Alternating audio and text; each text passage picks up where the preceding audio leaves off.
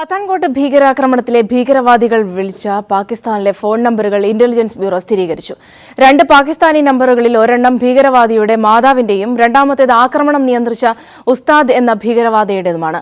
ആക്രമണം നടത്തിയ 6 തീവ്രവാദികളുടെയും വിശദാംശങ്ങൾ ലഭ്യമാക്കാൻ ഈ കോളുകൾ സഹായിക്കുമെന്നാണ് ഇന്റലിജൻസ് ബ്യൂറോ കരുതുന്നത്. അതേസമയം ഭീകരാക്രമണത്തിന് സഹായം നൽകിയെന്ന് സംശയിക്കുന്ന വ്യോമസേന ജീവനക്കാരനെ NIA കസ്റ്റഡിയിലെടുത്തു.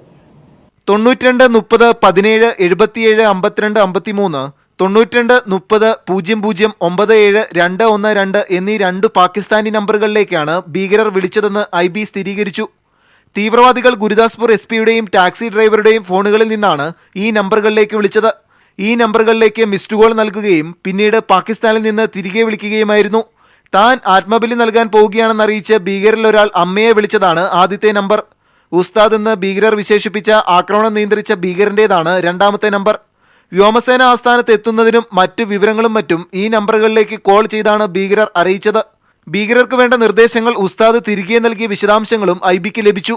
ഡിസംബർ 31 രാവിലെ 9:12 ആദ്യ കോൾ ഉസ്താദിന്റെ നമ്പറിലേക്ക് ഇന്ത്യയിൽ നിന്ന് വിളിച്ചതെന്നും IB കണ്ടെത്തി.